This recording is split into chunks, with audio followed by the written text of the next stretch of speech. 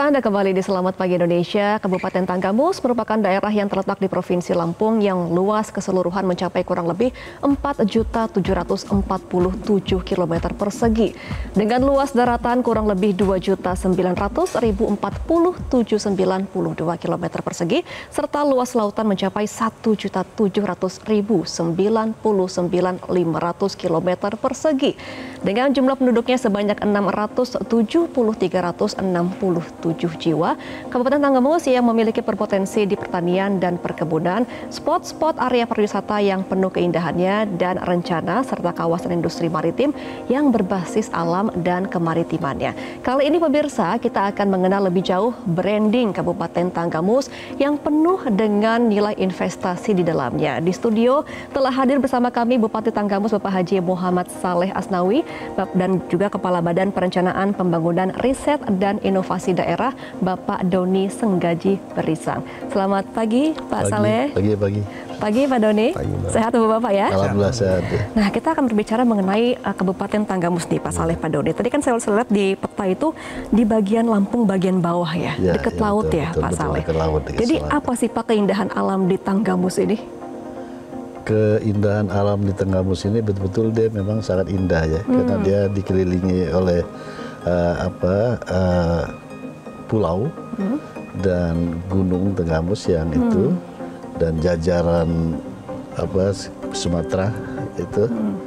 Nah itu, dan lautnya yang cukup bagus karena dia ada di Selat Semaka, dan daerah petani juga cukup bagus di sana, cukup subur. Itu diantaranya itu ya. Oke, jadi lengkap ya Pak, ada laut, Lengkap, ada gunung, ada kebun, ada pertanian. Ya, tapi yang paling diunggulin tuh apa Pak di sana? Kalau dari zaman Orde Baru dari dulu, itu pertanian sangat diunggulkan untuk di Tanggamus. Itu beras, hasil beras itu yang dibawa ke Cendana itu beras dari Tanggamus yang dikenal. Oh gitu. Paling enak itu ya. Oke, jadi selain beras tadi ya, berarti beras walaupun di tengah dekat laut gitu tetap tumbuh dengan baik ya Pak ya? Ya, dia punya daratan yang cukup luas kan, daratan cukup luas, dan itu di gunung, dan itu semua ada di jajaran lingkaran Bukit Barisan. Bukit Barisan itu cukup mengeluarkan aura kesuburan di bidang pertanian. Oke, gitu. Berarti dari perkebunan memang dari padi begitu ya, Pak Saleh ya? Padi, kopi, itu sangat dikenal di sana. Oke, padi dan kopi. Nah, saya coba akan ke Pak Doni nih. Pak Doni, tadi kan kalau Pak Saleh bilang bahwa perkebunan ini menjadi salah satu yang diunggulkan juga di Tanggamus. Dari Pak Doni sendiri, bisa nggak menumbuhkan ekonomi di Tanggamus? Tanggamus itu kontribusi PDRB terbesar itu di sektor primer. Jadi sektor primer itu pertanian, perkebunan, dan perikanan. Konsep Tanggamus, betul kata Pak Bupati tadi, pertanian adalah sektor utama dari produksi yang dihasilkan di Tanggamus. Pertanian itu padi, dan juga perkebunan terkenal dengan kopi. Kopi Lampung itu sangat terkenal, Mbak. Oke, Arabica apa Robusta nih? Robusta. Robusta. Oh. Kopi Lampung, kopi Robusta. Dan juga dengan adanya kondisi Tanggamus di Teluk. Nah, jadi agak sedikit kita melihat Tanggamus itu berada di posisi kiri bawah Sumatera. Jadi keunikan Tanggamus itu ada dua teluk di Provinsi Lampung, Teluk Lampung dan Teluk Semaka. Nah, Teluk Semaka itu berada di Kabupaten Tanggamus. Oke. Nah, ada tikungan di situ sepanjang 202 km. Itu panjangnya garis pantainya Tanggamus. Itu ada Teluk Semaka di situ. Mungkin itu jadi ikon Tanggamus. Banyak mungkin masyarakat yang belum tahu tentang Tanggamus. Padahal Tanggamus potensi sangat besar. Mungkin itu. Ya. Nah, tadi kan kalau kata Pak Doni ada teluknya gede nih Pak Saleh. Berarti kalau teluk ini ikannya banyak gak Pak? Sungguh, ikan di Tanggamus ikan yang paling enak ya. Karena memang dia ada di posisi kelautan di dalam kelautannya, dan dia berada di selat dan berhadapan dengan laut lepas, dia tidak terkontaminasi sama sampah dari manapun. Oleh karenanya ikan itunya paling terkenal, itu paling enak, bagus. Oke, ikannya berarti apa tuh Pak yang paling banyak di sana? banyak sekali ikan, jenis-jenis ikan kembung, ikan apa, saya tuh nggak terlalu itu ikan-ikan Ya, kembung. Kembung banyak ya. Ikan. Dan di sana memang ikan-ikan yang paling enak lah ikan. Ya. Oke, mungkin karena posisi juga ya Pak, jadi ikannya banyak berkumpul di situ. Nah, kita masih akan membahas nih Pak Saleh dan juga Pak Doni mengenai potensi pariwisata. Karena kan tadi kita membicarakan mengenai potensi dari komoditas ekonomi, sekarang kita akan bicara mengenai pariwisata. Tapi kita akan kembali setelah jeda ini ya Pak Saleh, Pak Doni, kita akan kembali setelah jeda bersama kami dalam Selamat Pagi Indonesia pemirsa. Pemirsa, Anda kembali di Selamat Pagi Indonesia. Kita akan masih berbincang mengenai potensi yang dimiliki oleh Kabupaten Tanggamus. Saya akan kembali ke Pak Bupati. Pak Saleh, tadi kan kita berbicara mengenai potensi dari perkebunan, perlautan di Tanggamus. Nah, saya mau tanya soal pariwisata. Karena kan pantainya ini panjang sekali untuk pinggir pantainya ya. Bagaimana kesiapan pariwisata di sana? Ya, pariwisata di Kabupaten Tanggamus itu ada panjang pantai 202 kilo. Dan potensinya sangat banyak sekali. Jadi ada ikan lumba-lumba, dan ada wisata bahari di sana, ada wisata lain yang bisa kita buat sedemikian rupa, ya tentu harus melalui kajian-kajian yang para ahlinya bisa mendesain, buat grand design di situ, wisata apa judulnya, tapi yang pasti itu 202 kilo itu betul-betul memang menggiurkan untuk pantainya. Oke, kan daerahnya daerah selatan ini ya, Pak Saleh. Bisa nggak orang-orang untuk bermain di pantainya gitu, berenang? Bisa. Tidak terlalu ini, karena dia berada di posisi ada di teluk. Jadi bukan berada di laut lepas gitu, bukan. Jadi aman ya? Aman, saya kira aman. Itu yang untuk yang di laut ya, potensi wisata. Di daratan juga banyak, air panas, ada bendungan besar, ada. Kita bisa desain itu untuk destinasi wisata. Sehingga saya perkirakan untuk Kabupaten Tanggamus itu, kecuali memang dari pertanian, nanti dari wisata itu lebih besar. Oke. PAD-nya bisa besar dari sana. Pak, kalau dari kota Bandar Lampung itu kira-kira berapa jam sih Pak kalau dari darat ke Kalau Tanggamus? dari Bandar Lampung ke Tanggamus itu 1 jam, 2 jam, 2 jam setengah, hampir 3 jam paling lama. Ya, tidak begitu jauh ya kalau orang-orang mau datang ke daerah Lampung langsung ke Tanggamus gitu ya. Betul. Nah, saya mau ke Pak Doni. Pak Doni, kalau dari analisa Anda, kesiapan dari pariwisata di Tanggamus seperti apa sih fasilitasnya, seperti mungkin perhotelan, kemudian juga pelabuhan di sana? Jadi kebetulan Tanggamus itu masuk ke dalam kawasan strategis pariwisata provinsi. Jadi Teluk Lampung dan Teluk Semaka itu sebenarnya menjadi salah satu destinasi, seharusnya menjadi satu paket, Pak. Nah, jadi kalau kesiapan kami, kita sudah menyiapkan, Pak Bupati selalu berpikir tentang tematik. Jadi ada pariwisata yang sifatnya agro. Jangan lupa kami juga topografi kami ada pegunungan. Lengkap sekali Tanggamus, ada pegunungan, ada sungai, dan ada laut. Tapi secara infrastruktur, tematik yang memang betul-betul berdampak. Jadi kita harus berbicara tentang analisis dampak dari suatu pengembangan daerah. Jadi tidak mudah dalam hal mengembangkan satu tematik.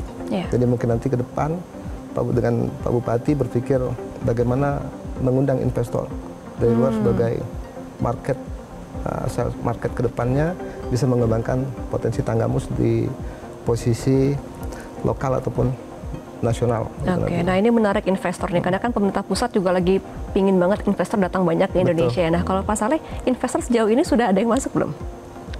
Sekarang kita sedang pelajari ya, kita sedang kaji itu kita. Nanti insya Allah ke depan, karena saya akan melibatkan itu konsultan yang menangani masalah pengkajian itu dari luar, yang otomatis mereka akan bisa meyakinkan investor-investor dari luar untuk ini. Karena kalau kita berharap dari investor lokal, terutama dari Tanggamus itu belum ada. Kita tidak mau itu hanya sekedar membuat wisata, tapi tidak melalui kajian yang matang. Jadi kalau nanti kita akan libatkan tenaga ahli dari luar, berkolaborasi dengan tenaga ahli yang ada di Tanggamus atau di Indonesia, mereka akan membuat grand design wisata jenis apa aja yang ada di sana itu. Sehingga nanti mereka juga bisa menarik investor dari luar untuk itu. Dengan adanya investor dari luar, dengan konsultan dari luar, otomatis mereka akan bisa menggait daripada travel yang terkenal sehingga membawa wisatawan itu ke Tanggamus. Jadi destinasi pariwisata internasional ya, bertaraf internasional ya. Nah, dan itu memungkinkan. Nah, Pak Saleh kan berarti sumber daya sudah ada, kemudian juga akan disiapkan menjadi internasional destinasinya. Untuk sumber daya manusianya di sana bagaimana? Nah, itu nanti kita persiapkan, pasti kita persiapkan. Sepanjang sudah ada kajian dari luar, nanti ada konsultan yang ahlinya yang mengkaji, dan tentu mereka akan memberikan saran-saran kepada kita, dan kita tidak terlalu banyak makan waktu kan, mungkin hanya 6 bulan sampai 1 tahun kita persiapkan yang itu dadakan itu bisa. Atau kita ambil lalu dari luar, misalnya tenaga-tenaga yang bisa ini. Yang penting bisa memajukan Kabupaten Tanggamus begitu ya. Nah, Pak Saleh, Pak Doni, kita masih akan berbicara lagi tadi mengenai kesiapan dari bidang maritim, karena kan ini benar sekali untuk dijadikan industri ya, di maritim ini. Tapi kita akan kembali setelah jeda, dan kami akan kembali setelah jeda bersama kami dalam program Selamat Pagi Indonesia, pemirsa. Pemirsa, Anda kembali di Selamat Pagi Indonesia, masih berbicara mengenai dari potensi Kabupaten Tanggamus. Saya akan kembali ke Pak Bupati Saleh. Pak Bupati, ini kan tadi lautnya banyak, ada banyak potensi yang bisa dikembangkan di Kabupaten Tanggamus. Untuk industri kemaritimannya sejauh ini apakah sudah berjalan, Pak Saleh? Sementara saya lihat belum terlalu nampak ya itunya, tapi ke depan kita akan coba, karena memang sesuai dengan kondisi kita, kita akan gali bagaimana angkat potensi untuk kemaritiman itu. Terutama apalagi sekarang kebetulan di sana ada daerah yang memang sudah di-float oleh Pertamina pada saat itu. Nanti kita akan lihat, kita akan pelajari bagaimana untuk menggerakkan kemaritiman di sana. Karena bagaimanapun kemaritiman tentu sangat penting. Karena kita orientasi tanaman-tanaman yang ada di pertanian kita juga orientasi ekspor. Dan semua industri-industri juga akan kita pusatkan di Tanggamus itu, supaya termasuk kemaritiman itu sangat relevansi dengan itu, saya kira itu. Betul. Nah, saya akan coba ke Pak Dodi ya, Pak Saleh. Tadi kan Pak Saleh mengatakan bahwa selain tadi ada laut, ada juga perkebunan, akan diekspor begitu ya tujuannya. Nah, kalau nanti diekspor, untuk jalur distribusinya seperti apa sih Pak Doni? Jadi begini, Tanggamus itu memiliki 20 kecamatan. 20 kecamatan, 50%-nya itu berada, kecamatannya 9 kecamatan berada di pesisir pantai. Jadi pasti potensi sumber-sumber daya alam itu pasti ada. Jadi Tanggamus itu memiliki 2 pelabuhan. Satu pelabuhan Kota Agung yang sifatnya pengumpul, dan ada satu lagi ada di pelabuhan Batu Balai, itu dermaga Batu Balai.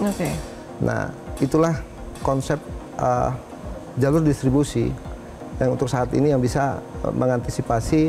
Mungkin begini, ada jalur perlintasan Jambi, Bengkulu, Riau, itu bisa masuk ke jalur lintas barat menggunakan dermaga yang ada di Batu Balai.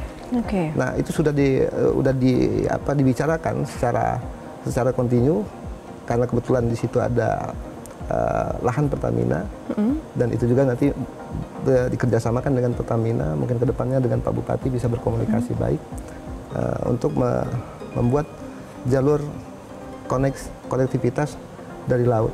Mungkin itu dermaga itu bisa difungsikan. Ada dermaga Batu Balai yang bisa besutannya dari perlintasan Jambi, Bengkulu, Riau, Padang, itu bisa masuk di jalur lintas barat Provinsi Lampung dan melalui Tanggamus. Mungkin itu. Oke, berarti akan dimaksimalkan jalur laut. Kalau daratnya sendiri bagaimana sejauh ini? Darat ada 2. Jadi kami itu masuk dalam perlintasan lintas barat. Jadi jalur lintas barat. Jalur lintas barat itu menghubungi beberapa wilayah kabupaten yang ada di Provinsi Lampung. Tapi yang jelas kemarin sudah ada pula kewenangan provinsi yang telah dilakukan oleh Bapak Gubernur Provinsi Lampung. Ada groundbreaking di situ. Kewenangan provinsi yang membantu kami dari sisi konektivitas. Jadi ada jalur pantai dan jalur tengah. Jadi artinya jalur pantai itu kita melihat ada distribusi konektivitas yang melalui pantai, dan itu ada kewenangan-kewenangannya. Ada satu kewenangan provinsi, ada kewenangan kabupaten. Tapi secara sinergisitas, konektivitas antara wilayah bisa kita padukan. Program-program provinsi, program-program pusat. Nanti ke depannya seperti itu. Berarti jalur darat sudah ada, laut juga sudah akan dikembangkan lagi. Nah, kalau dari Pak Saleh sendiri, ada nggak target-target terdekat begitu untuk mengembangkan Tanggamus baik dari tadi potensi maritim, kemudian juga perkebunan, pertanian? Ya pasti dalam waktu singkat kita infrastruktur ya. Dalam rangka untuk mencapai kegiatan lain, target-target lain misalnya wisata, terus pertanian, tentu infrastruktur kita paling utama, paling basic yang harus kita siapkan. Nah ini tadi seperti diceritakan bahwa kemarin kita ada kerjasama dengan gubernur untuk jalan provinsinya kita minta supaya gubernur bisa mempusatkan kepada kita juga ada. Dan jalan negara juga sudah kita ada pendekatan dengan kabupaten juga kita sudah siapkan infrastruktur. Supaya infrastruktur dengan infrastruktur itu jalan bagus, bisa misalnya irigasi apapun yang akan dilakukan pertanian itu akan bisa eksis gitu bisa jalan. Betul. Nah, terakhir nih Pak Saleh, harapannya untuk Kabupaten Tanggamus ke depan seperti apa, Pak?